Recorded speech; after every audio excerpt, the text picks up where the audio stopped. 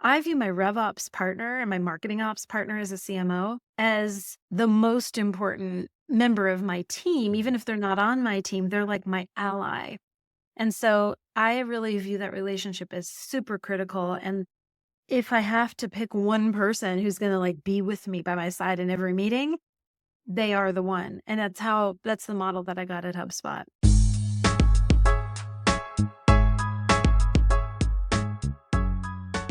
What's up, everyone? Today we have the pleasure of sitting down with Nataly Kelly, CMO at Zappi. Nataly started her career as an interpreter at AT&T and later co-founded a research and consulting company, which was acqui-hired by her biggest customer, where she would serve as director of product development, and she later held chief research officer and VP of market development titles at a market research firm, and later a translation and localization company. Nataly then made the mega move to HubSpot as VP of marketing, where she would spend nearly 8 years involved in all aspects of full funnel marketing globally, including international ops, localization. She then moved over to Rebrandly as chief growth officer, leading sales, marketing, and product. Nataly's also an author. She's published 3 books and one coming out next year. She has a newsletter called Making Global Work. And today, Nataly's moved into her 4th SaaS marketing leadership role as CMO at Zappi, the leading consumer insights platform. Nataly, thanks so much for your time today. Super pumped to chat. Same here. Thank you for having me, Phil. It's lovely. I'm a big fan of your newsletter, and in prep for this episode, definitely gone back and read a bunch of your different issues. Love the writing style, and I think that this will be interesting because a lot of the topics you cover have a ton of overlap with marketing operations, right? But I want to start by asking you why LinkedIn as the platform for your newsletter. LinkedIn over owning your own audience, I guess, like through email, like the big risk folks talk a lot about is, what if like the own platform like LinkedIn shifts its focus to say video or text-based newsletters could suddenly like see their reach drop since you don't really like control the algorithm on these like platforms, you don't have direct access to that audience. Did it feel a bit risky for you? Like Rand Fishkin recently said on LinkedIn, we were just chatting about this. He said, I'd rather have 100 emails than 1 million TikTok followers. Would love to hear your thoughts there. Yeah, those are wise words. I don't disagree with him. I think it all depends on your goal. My goal was I chose LinkedIn for my personal newsletter because my primary initial goal was simply reach and audience growth. And, you mentioned the risk about, what if they do this? What if they do that? I don't really, I don't have many fears about that type of thing because I tend to feel like I'm going to be adaptable enough to evolve with the platform in terms of the content format. Now, if I suddenly have to be on camera doing videos every single day, then I might change my mind. What I do like about LinkedIn is it's text-based. I'm a writer. I love to write. I also noticed that some LinkedIn posts, newsletters that I've written, they get long tail keywords, they're indexed. And so I don't think they'll move completely away from text. Well, we'll see. I mean, there's lots of other factors. But I think, it's an interesting platform.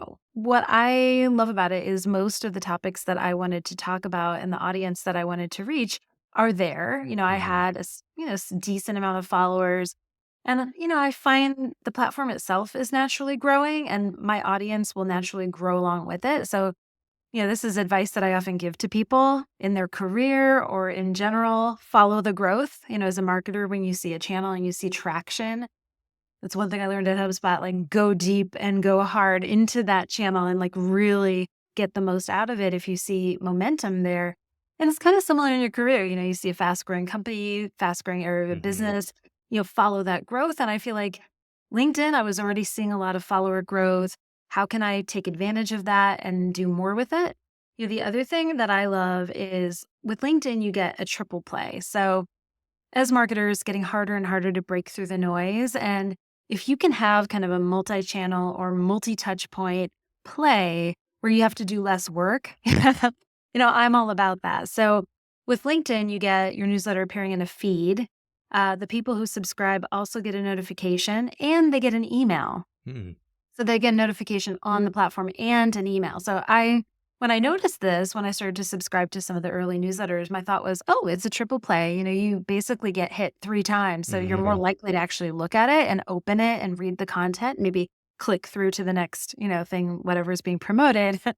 I don't, I'm not worried about conversions. I really just want reach. And so I think it's very aligned with my goal and thinking as a marketer, that's the tactic that I want to use for that specific goal at this point in time. Now, someday will I add an email newsletter or some other type of newsletter or Substack? I looked into all of those, but it didn't feel like that was the right one for me. I wanted to also just make it easy. Like, where do I go regularly that I can create content, engage with people? LinkedIn is where it's at for me. So I'm also just too busy to set up separate email campaigns. Like, I'm writing for fun. I like to help people. I'm investing my time accordingly. That's really cool. I didn't actually know that the LinkedIn did the email notification on top of that. That's really cool because yeah, to your point, I went the own route using Customer IO for the email platform. But if I do want to get a notification out on social, I'm doing a post on LinkedIn, then I'm doing a post on Instagram, and then I'm also doing the email on Customer IO. So yeah, it is a bit more work for sure, but I guess like I'm a bit more focused on the conversion side. Like a lot of the sponsors on the show care about the audience numbers, but also how many people are on the email list of people that you actually own. Because I don't know who listens to the show on like Apple or Spotify. I can't see emails there. So you make good points though. It's really interesting debate. For sure. So the newsletter is called Making Global Work. And I feel like maybe we can start by unpacking what does globalization mean for you? Like, I think there's some misconceptions about the concept of going global in marketing. Like in school, way back when, globalization and like international marketing was a huge topic. It was even its own bachelor specialization in my university. Technically, as soon as like you're online, you're kind of global, right? Like you're opening it up to the world. Maybe not. Like, would love you to unpack that for us. Yeah. Oh my goodness. This is a big topic. So there's going global and then there's going local. And I Mhm. think going local is far more intentional in nature than going global when you're talking about like launching a website. Yes, technically you are able to reach a global audience the minute that you have a global website, but you could say that's true the minute you go on TikTok, the minute you have a LinkedIn profile.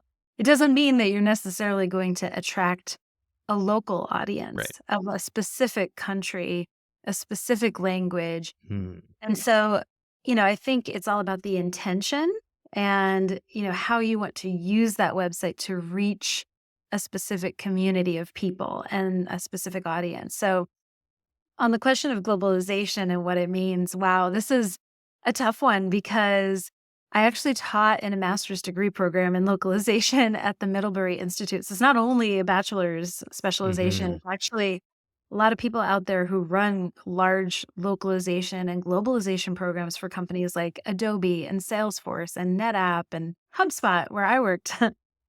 So if I had to break it down and try to explain in simple terms, what I did at HubSpot to try to communicate what this was to the entire company was I came up with one word definitions.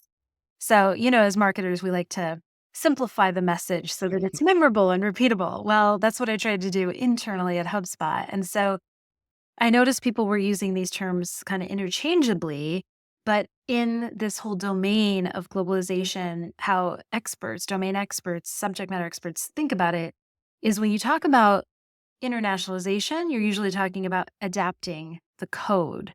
So, in my one word definitions, it was like, what do we adapt? Code. When it's talking about internationalization, it's usually the technical side, adapting code for a website or for software.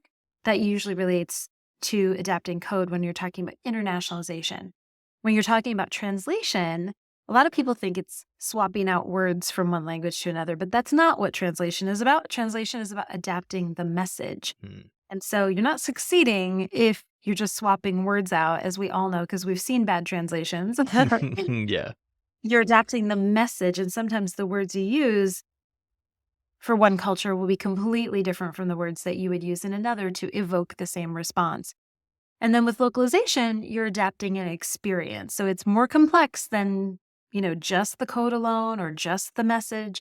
It's the entire experience. So what do they see? Where do they click? What happens when they move from this page to this page on a website? Or what happens when they open up this navigation menu and move here? It's about adapting that entire user experience in a digital setting, usually.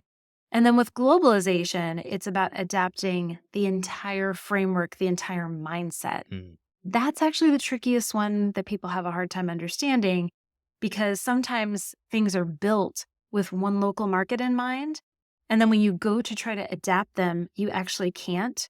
For example, a lot of websites and experiences are built thinking, oh, one country equals one language.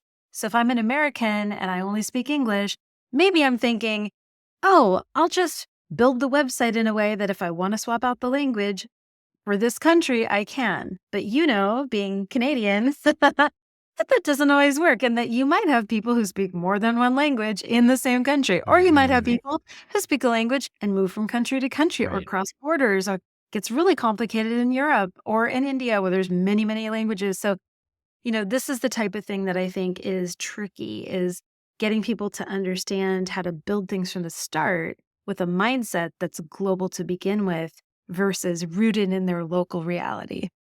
Very cool. Love the breakdown there. I totally like related when you said like the translation part. It's a lot more than just words because a lot of companies do this very poorly. Like you said, I'm based in Canada. I'm in Ontario, and my first language is actually French. So my wife and I will always look at like product translations because most products in Ontario have to have the French and the English. And you can just tell that like these companies didn't invest too much in translating the message.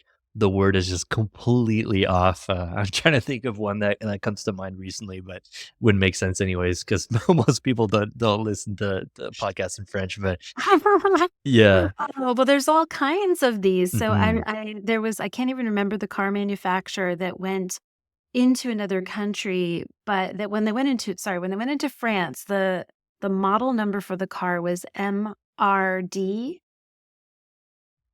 No, sorry, MR2, which in French is deux. And so when you put MR the together, it's like it looks like a swear word.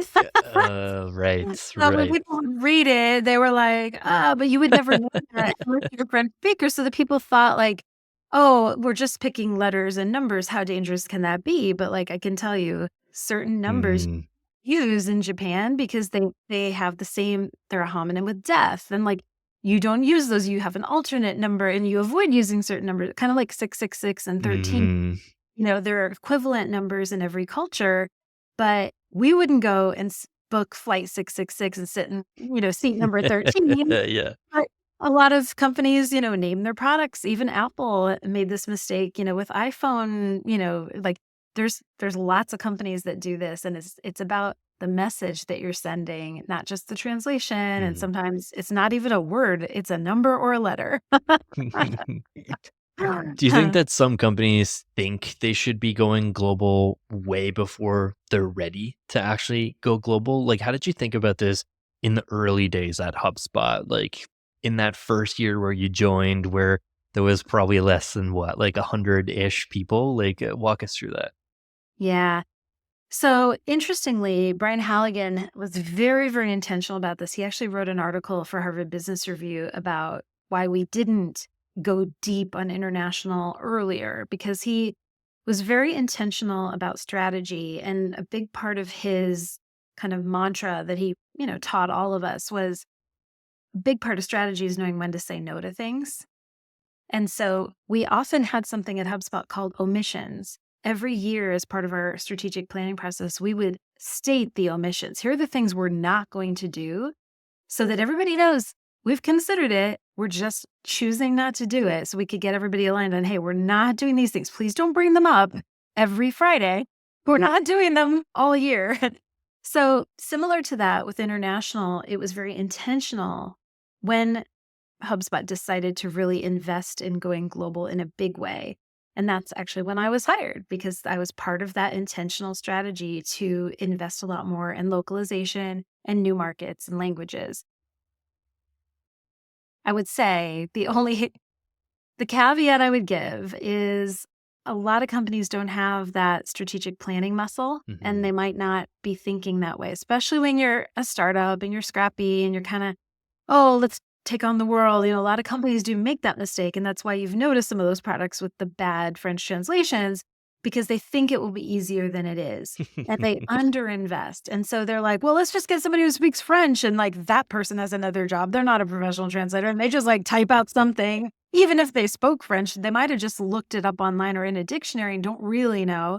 And they also might not have the context of what the product even is or how much space they have on the package or, there's so many issues related to that.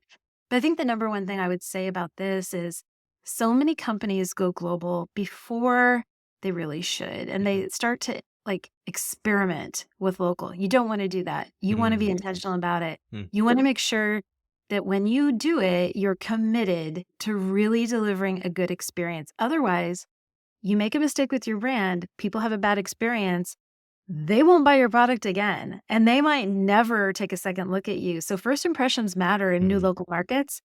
It's like, would you go out into a new market or even when you're starting your business, would you do that with a logo that like, who cares? You care about your brand. So why would you be different, treated differently, in a new market? Yeah, so many great points there. I love the point about the emissions and how that's like a big part of strategy, saying no to stuff. I feel like that's maybe should be a cornerstone of marketing operations and like RevOps professionals, right? Like in a lot of companies, they're like this service organization and just like a ticket center, and they don't get to say no to stuff as much as like they should. And oftentimes other departments are deciding what they should be doing as opposed to them coming up with emissions at the start of the year. We are not doing globalization this year. We are just a 3-person marketing operations team.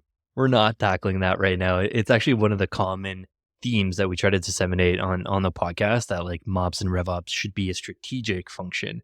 We should be like strategy counterparts to the business, not a service org. Like, do you think that that's the case in a lot of companies still? And how were you able to break this narrative in your career? Oh, well, at HubSpot, it was easy because the head, I would say the right-hand person to the CEO is the head of RevOps. Okay. And she is a highly, highly strategic thinker and a very important person who works very closely with the CEO. At HubSpot, there was always a view on RevOps and marketing ops and sales ops and customer success ops and all that it's strategy as well as operations. In fact, my title for many years was international operations and strategy. And we kind of combined those roles usually no matter where it sat at HubSpot. To your point, and I've seen this at various companies, if RevOps isn't strategic and aligned with strategy and helping support that strategy, it really goes wrong very quickly. And it's this, tragedy of the commons where basically it's a common resource and like, I want this report. I want that report. Give me that report. Give me this segment. Give me this cut of the data. And then nobody knows how the data is even supposed to be used. And also because you end up with this just hodgepodge of stuff that was built by all these different people who've come and gone over the years and nobody can even interpret it. Then it's just a lot of wasted work. And why not just make it more strategic from the start? So, I think we had a very big head start on this at HubSpot because when you're building marketing software, sales software, customers, you think that way. And so and we used our product. We're like power users of our product because our product was mostly for mid-market SMB and we're like a giant using our own product. So we really push it to the limits. So I think, I was lucky to be exposed to that because it's a common challenge for many companies. And it's one that I'm passionate about because I view my RevOps partner and my marketing ops partner as a CMO as the most important member of my team. Even if they're not on my team, they're like my ally. And so I really view that relationship as super critical. And if I have to pick one person who's going to like be with me by my side in every meeting, they are the one. And that's the model that I got at HubSpot. Very cool. Yeah, I've worked mostly at startups in my career, and we're all kind of stretched thin. And typically, of all the things we have on our plate in the early days, typically localization and translation isn't really like a focus area in the early days, at least. Like, we're doing English and that's that. And this is Uh-huh. obviously a huge area of opportunity for larger companies when it no longer becomes an emission for the strategy. And I Uh-huh. know that while you were at HubSpot, there were a ton of challenges that you had to solve, like on the Martech side, on the revenue operations side, when you were like trying to go global or about to go global.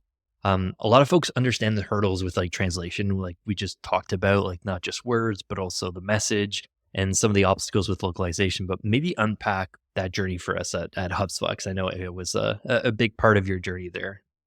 Yeah. Well, I do want to say I love startups and I advise quite a few. And one of them that I advised was highly global from day one. Okay. And I have some stories about that in my book. My prior book is called Take Your Company Global. And I intentionally featured some of them because I do want to give startups and founders hope because I think it's something really beautiful when you can succeed in another language in another country where maybe there's a competitive opening in the market Mm, or a sweet spot or something that, can enrich people's lives, both the founders and the people in the market that they're selling into. So I don't want to make it sound like companies that are smaller can't go local because they absolutely can. And I've seen many that have built really great businesses doing that. And I love helping them do that. But as for HubSpot, I think our biggest challenge in going global was when you're in a B2B software environment, in a Martech solution like what we were providing, there's a lot of content to localize. And there's a lot of systems and websites and online community and an app partner ecosystem and. So, my biggest challenge in leading localization there was how do we create a strategy that will meet the needs of our teams in those local markets who have targets, revenue targets to hit, while making sure that I help the rest of the company think about them for later. So even if we could identify like what's the content, what's the stuff that they need to get, to hit their goals today, how do I also make sure that what people are creating over in this other area of the company is even going to be localizable in a year or two or three? Because if you don't think about global early on, several years later when you need to, it can actually derail your efforts because you talk about tech debt, it's globalization debt. mm, There's definitely every company has this. And, I can tell you there's lots of examples like when we needed to localize our academy, HubSpot Academy is lots of video content that's very expensive to localize.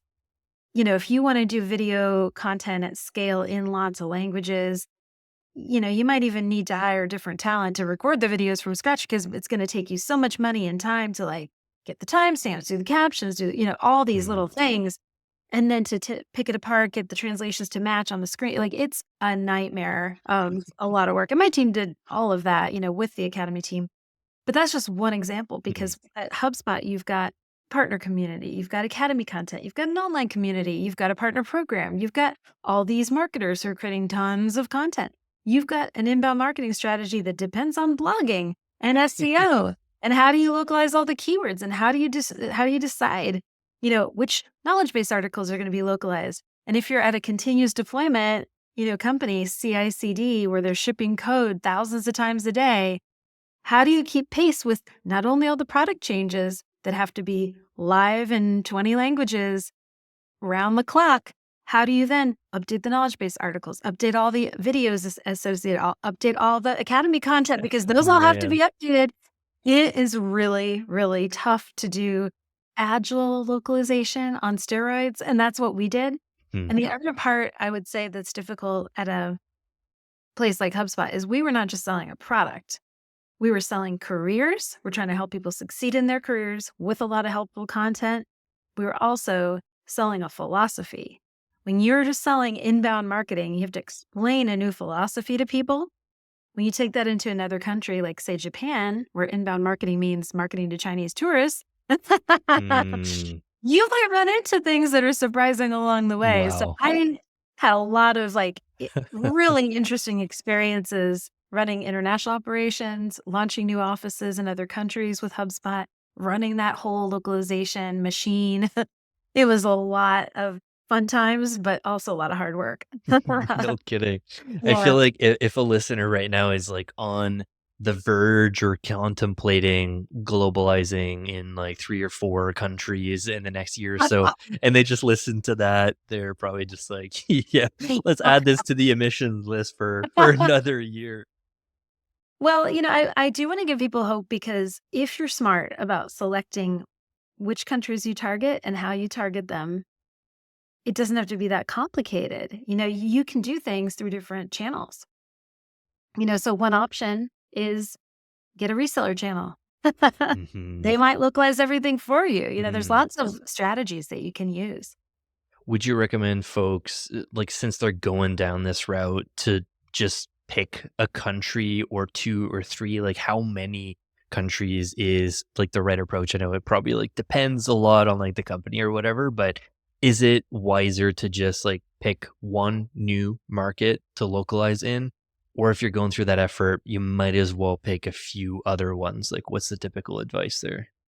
Yeah, I'm gonna be like the consultant's Yeah, yeah, answer it here, and depends. it depends. So there are types of businesses that you can take global from day one. So, for example, I mentioned I advise some companies. One of them is a small Irish toy manufacturer called Lottie Dolls.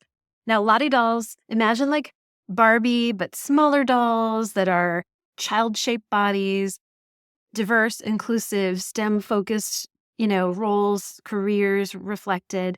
They're one of the companies that I advise. Now, when they looked at the market for toys, it doesn't grow very much because kids age out every single year. Mhm. So they don't have a fast growing underlying market, wave that they can attach to.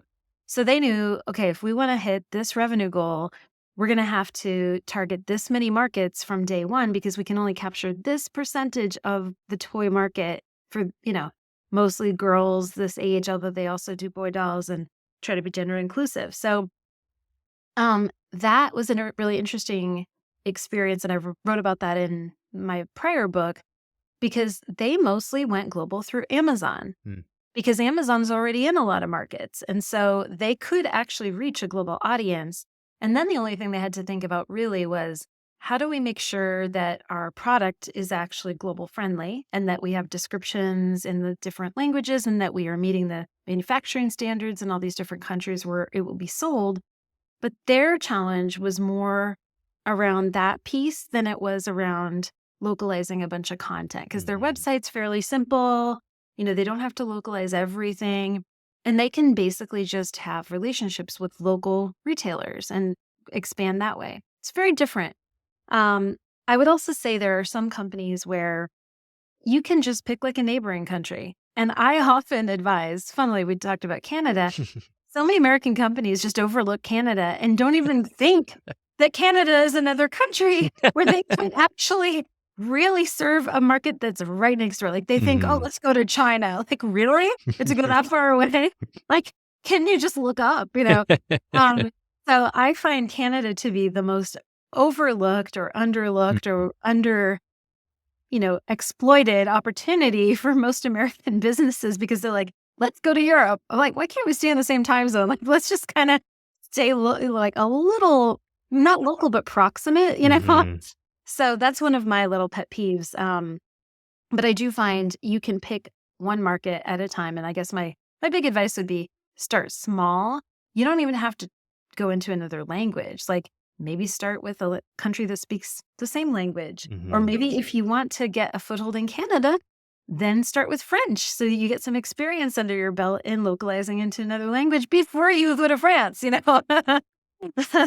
Yeah, we can get Yeah. into a whole other debate about, like, the French version of Canada versus the French version that's specific to the province of Quebec versus the French in Europe. Like, it's all different slices of it, and little words can mean something completely different even though it's technically still the same language. Oh, for sure. Well, that's actually interesting you say that because at HubSpot, we decided to do what's called a language led strategy. So if you go to HubSpot's website, you'll notice it's in French, but it's universal French, Okay. which isn't local French, so when you've got to localize that much content, you have to make choices. And so, what we did for Spanish, which is the language I speak, we decided to do what's called universal Spanish, which I think Okay. is hilarious because we've spoken on earth. But we did choose universal Spanish, which is mostly Latin American Spanish, but also what that means is you basically try to avoid words that are known to be different in each region. So Gotcha. you try to, standardize on the terms that everybody will understand in that language. It's not always possible, but you try to kind of avoid the ones that are like hyper regional. And so, there are words in French Canada that, Canadian French that we just wouldn't be able to use on the French website because we know like, oh, that's actually not a good word to use, so that makes it much harder, but Mhm. it's also more scalable across more markets that speak the same language, and that was an intentional strategy that we used. Hmm. Yeah, As like well. as you're talking about all the different content, localization, translation pieces that you guys dealt with at HubSpot, like one of the first things I thought of from like the obstacles standpoint was the budget. Like how do you manage not just like the team that you have managing this stuff, but if you're outsourcing pieces of this and you have to keep tabs with the product change logs like you said, and then video is like a whole other ball game also. So like you've actually written about this that like localization managers are incredibly skilled at managing budgets, and one lesson about managing costs with precision that localization managers could teach the rest of the organization. Curious your thoughts behind that one. Yeah, so localization managers are very adept at managing highly complex budgets. It's a big part of the job. Yeah. So, I would say both upward and downward. So, at HubSpot, for example, we had to manage all of the localization budget for the entire company. So, product had some parts of it, marketing had obviously Mm, a huge amount of it, but there were parts like legal because there's, legal documents, terms of service, sales contracts, all those things had to be not only localized, but customizable by the sales rep in all of the languages that we sold into. So that's like a whole nother thing. And same thing for like our app partner program. If we wanted somebody to sign up to be an app partner, the listing flow, all of the elements of it, the forms that people fill out, the notifications they get, everything has to be localized. So, that's really tricky. But what it means from a budgeting perspective is that you have to be able to manage a very large and complex budget for multiple stakeholders, but also because it relies on outsourcing heavily because you can never cover all the languages internally for all the needs that you'll have, especially because translators usually are very specialized in what they're good at. So like mhm. myself, when I was an interpreter back in the day for Spanish, but I was also a court certified interpreter. So legal was something I was okay with. But if you had asked me to translate like certain business terminology back then, in fact, it's still a running joke because I managed the Latin American team and I had to give a presentation in Spanish once. And I was like using this outdated term for the word marketing. Because like what I learned when I went to college in Ecuador, I had a class and it was called Mercadotecnia, but everybody apparently now says marketing. So I was using the old term and people made fun of me because like here I am totally bilingual, and I use this like weird old term because I just didn't know because I wasn't actively using that terminology every day. Mm, So my point is back to budget that a localization manager has to know, okay, I can get this type of translation from this resource for Japanese. Oh, this vendor is good at this type of translation for this. It's very hard to get a one-stop shop for all of them without overpaying. mm, And because I was very budget conscious and fast growing, scrappy, company, I made sure that we did everything we could with the budget, and we did use machine translation where we could, where it made sense and where mhm. it wasn't going to result in some horrible translations. Yeah, I feel like machine translation has come a long way, especially in the last couple of years with LLMs. But still, like being a multilingual speaker, I play with it around like I at home it's French first all the time. But at Mhm. work I've never used French professionally. And so I found through Really? the years that I've actually like lost some of my French when I speak to like my wife's parents sometimes like I'm just like struggling and I'm using wrong words and I'm just like English first all the time. So I will often just like throw an English thing in ChatGPT and I'll ask it to spit out like French translations. And I feel like it's gotten a lot better than like Google Translate back in the day, but it's still like not quite there. There's always a few words here and there that are just like normal people don't say that word. Like might be the perfect actual translation, but like normal human speak, that's not the right word for that one. Oh, well, and good luck to these large language models keeping up with the pace of human evolution because that's language evolves just like humans evolve, trends evolve.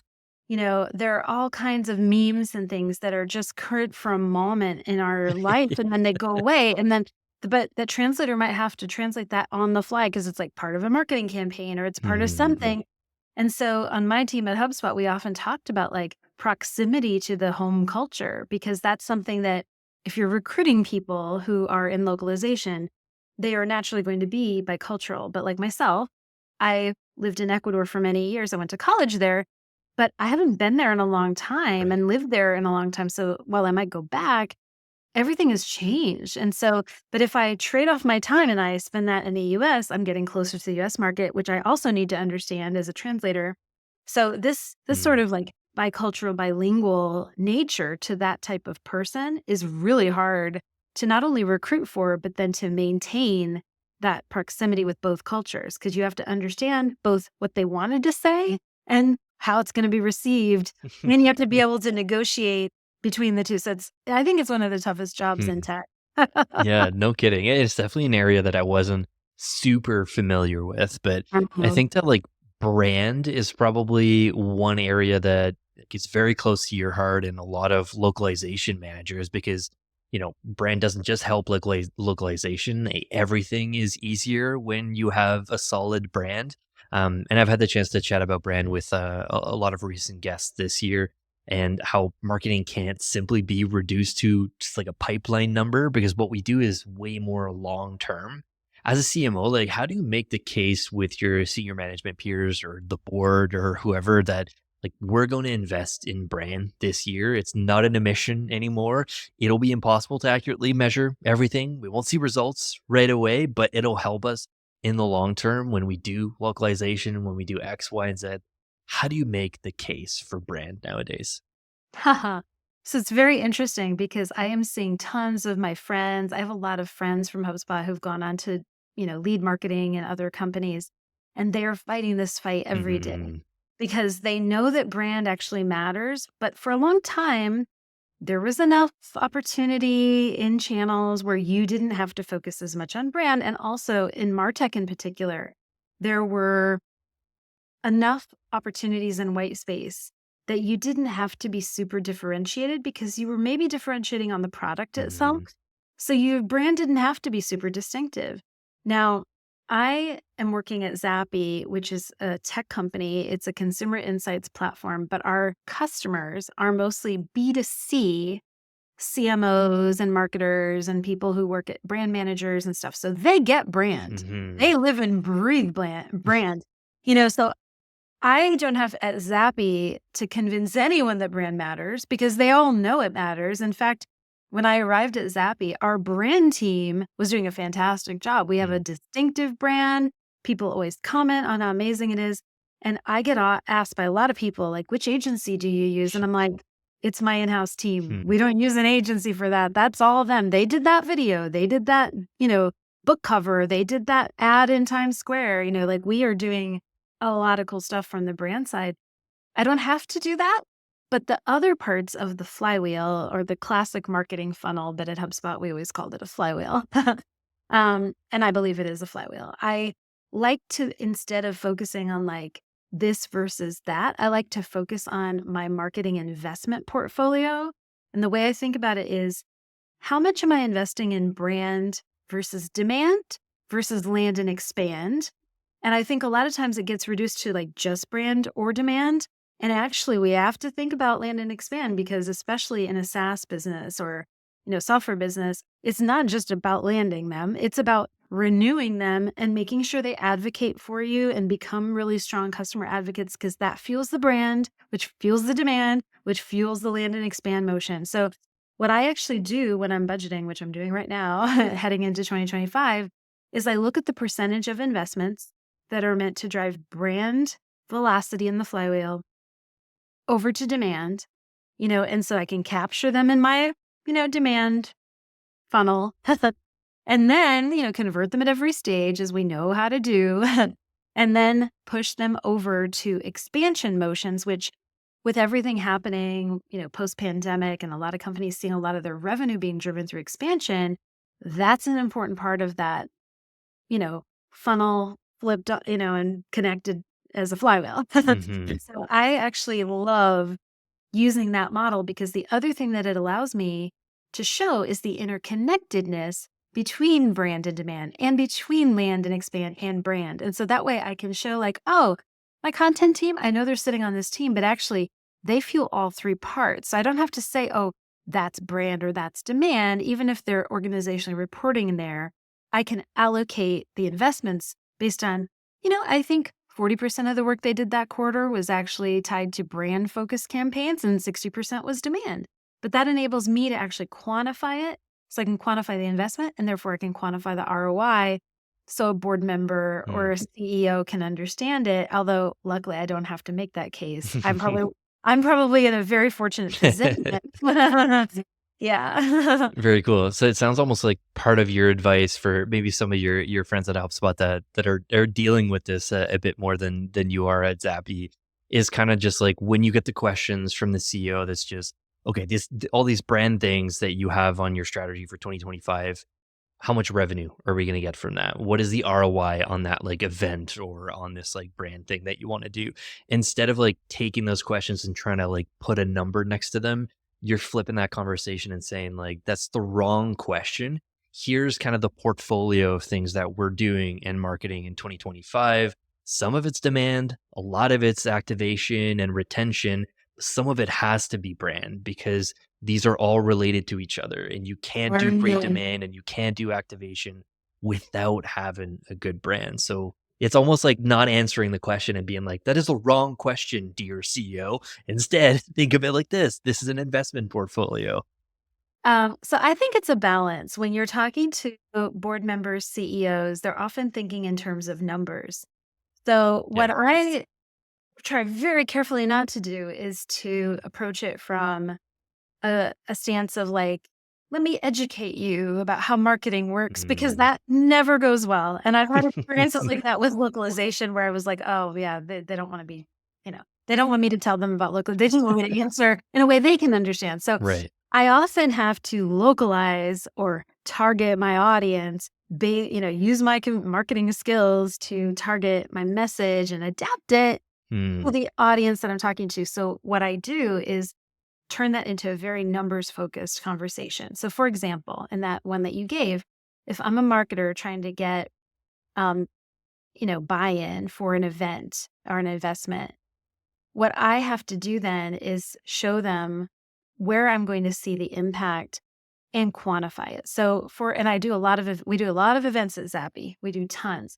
And I would say that the value for those is a combination of brand and demand and land and expand. So an event that we just did, it was actually 40% customers that we met with and had conversations with to drive expansion and renewal motions and retention. So I would allocate 40% to that. And then the remaining 60%, I would say, was split between brand and demand. So 30% was people walking by our booth, people seeing us at our talk, understanding who we are, awareness. And then the other 30% was tied to MQLs. Did they hand raise? Did they want to talk to sales? Did we have meetings at the booth? Who did we talk to? Have we captured it? So I have in my event tiering strategy, there are certain types of events that I send more people to because I have evidence that that will result in more MQLs. And Hmm. if it's only brand, maybe we don't send sales. Maybe we do this and that.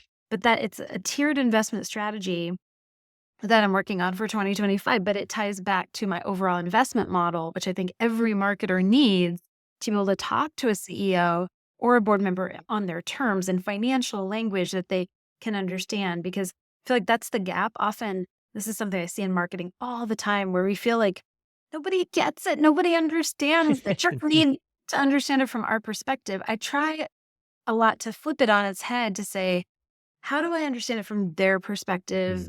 Mm, What's the mental model they're using? Because ultimately they're my audience that I have to reach. And I'm not gonna be able to teach them my language and how I understand. I've got to learn their language. And this is, maybe coming back from my roots as a translator. Yeah. that's super interesting strategy. I think that you're almost answering like one other question I was going to ask you about was like this idea of executive presence and like how to tackle some of these conversations with senior level folks. But you kind of like teased out that answer already by you should always be leading with data in a sense and like trying to explain it in a way that they would understand as opposed to like telling them like, hey, here, let me give you a crash course 101 on what marketing is, even though like they like to say that everyone is an expert in marketing, right? But is that fair that like what is this idea of executive presence for you? Just curious your take there. Yeah. So it does relate a lot to that. I think you're right. I think executive presence is kind of hard to define. I can only really define it based on people that I've seen who are great at this. And Hmm. I think the one most important thing they have in common is that they're all great communicators. They speak in clear language, simple language. They know their talk track. They repeat the message. They drive home the point. That's, I think, a big part of executive presence is being a really good communicator. I can't say that I have that. I try my best, but I know a lot of great people who I would call great executives who have wonderful executive presence. I think that's what they have in common. I do also think leading with data is a great alignment tool. So I also find the best leaders who have a lot of great executive presence use data as a tool for storytelling, for communicating. And it's something that people can grasp. They understand numbers. It takes them away from all the complicated, stuff. Although, sometimes at HubSpot, we had some really complicated data that we're looking at. It's like a meeting about one cell in the spreadsheet. Um, so, I do think that data storytelling is really important and being able to synthesize that data and give people like, here are the pieces that matter. Here are the data points that matter without overwhelming them. And to show them like, hey, here's the one metric you should care about and here's why. And give them that story and be able to make it relatable for them. I think that's a big part of executive presence, in my opinion. Hmm. Very cool. I'm looking at time, and this conversation has flown by. There's a bunch of jumping on points there, and other questions I wanted to dive into. I'll pick one about like one of the topics you've written a lot about in your newsletter is this idea of hiring for potential and not for experience. And this is maybe kind of a good learning for the folks in the audience that are doing hiring next year, or even like folks that are looking for their next gig or potentially like hunting for their next gig. You actually like this idea and you promote this idea a lot of giving people a chance and hire people with this growth mentality as opposed to judging people based on like what they've done. How can we, in your opinion, convince hiring managers to think this way? Because like I've had the pleasure of working with forward thinking progressive like recruiters and hiring teams that think this way, but they're pretty rare and like they're not at every company, and I'm sure folks in the audience work for companies that don't think like that. Like years of experience, company names, job titles, like how long you've left, you like stayed at one company. Like how do we get hiring managers to care less about that and more about the things that actually matter? Like what's your advice there? Yeah. So sadly, I think it's a marketing exercise to get in the door at a lot of companies. Yeah. And it's about having the right channel. And the right channel is usually a connection at that Mm, company. Because even though recruiters will do their best to like look at years of experience, company names, job titles, and all that, the truth is hiring is very hard. And you never know if it's going to be a good fit until you actually get that person in the door. What you can look yeah. for are leading indicators. And so, you know, I find it's going to be hard to convince hiring managers to change their behavior. But what you can do is simply look at the companies that are more likely to care about that, maybe based on their values, and maybe target those companies. What I will say is, HubSpot cared about that from the very beginning because the theory was, even looking at their resumes, have they done a lot of different things? If so, they're probably not afraid of change. They're probably not afraid of growth. Let's see, what were they successful in multiple different things? If so, there's an adaptability attribute there and probably a growth mindset. I also look at HubSpot. I got, some great lessons in this because we really were intentional about looking for specific characteristics when hiring at that stage. Growth mindset was number one and adaptability. But we also looked for things like humility. And the way I look at humility is like, I will stalk people. I will look at them online. I will read everything they've written that can be found on Google. I will look deep, deep into the, page 57 to find what I can find. I will do searches. I will do everything because I want to know how that person thinks. And a lot of Mm. how people think is reflected in what they've said and what they've written. So I also look, even if I can't find much about them online, I usually look at their CV, their resume, and I pay very careful attention to cover letters. I know a lot of people think cover letters are throwaway and you shouldn't care about them, but they actually say a lot about the person. How do they express themselves? What did they choose to say? Even in the way they describe things in their jobs that they've done. Are they taking full credit for it? Did they say they're part of a team? Did they use a lot of I? Did they use a lot of we? Are they overinflating the importance of that role? Because usually the way they choose to show up on a resume is how they show up at work and how Mhm. they will be as a colleague and how they will be as a team member. So I look very carefully at that stuff. And I also, when we do reference checks, I ask if what was on their resume is a match based on that person's experience with them. And if it's not, it's a big red flag for me and I don't hire that person. So I care a lot about those type of details. And we learned a lot of that at HubSpot. I also look a lot for like an immigrant mindset because, frankly, I feel like a lot of people who are willing to pick up, move to another country, learn another language, they probably have a growth mindset and they probably are Mhm. quite adaptable and they probably have a tolerance for change that is going to be needed in a startup or a scale up environment.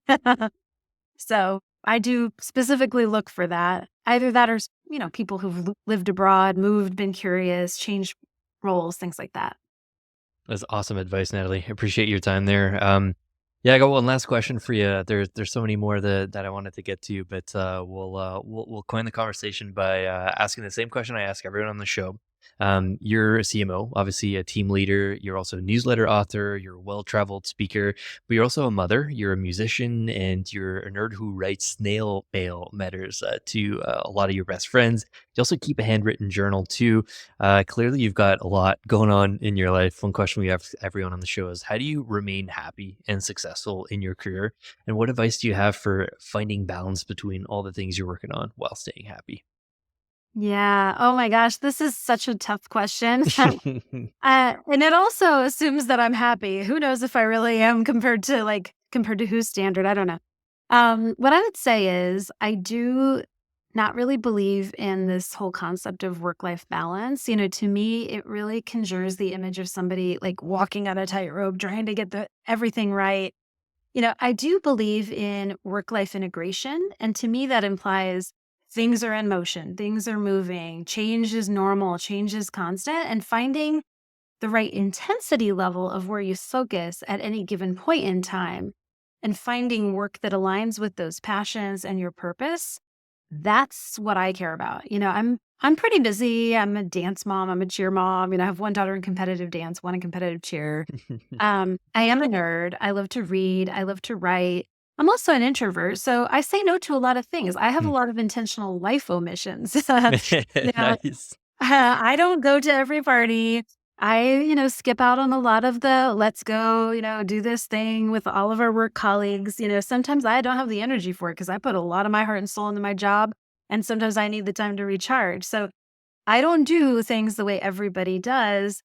And that's okay because I think we want to be unique and authentic to who we are. And, that's kind of how I approach it. I like to put my energy and intensity into the things that matter for me and that are aligned with my purpose and what I care about accomplishing. And I don't really think about work life balance that much. What I do is if I feel like one area of my life is more intense than another, then I recognize it and I, make some changes, but I'm not consciously thinking like, am I balanced today? Oh no. Like I don't care about that because we go through phases in life. There are phases when you focus more on your family. There are phases when you focus more on your job. Yeah. That's cool. That's normal. And that's okay. And that's all I'm doing. Awesome advice. Yeah, I really appreciate you sharing that. I feel like emissions is like a theme of this episode, and definitely relate with that being an introvert myself. Nataly, this is super fun. Really appreciate your time. Thanks so much for sharing all your wisdom there. We'll obviously link out your newsletter to folks. Folks want to check out Zappi also. Thanks again for your time. This is super fun, Nataly. Thank you, Phil. It was a pleasure to be here.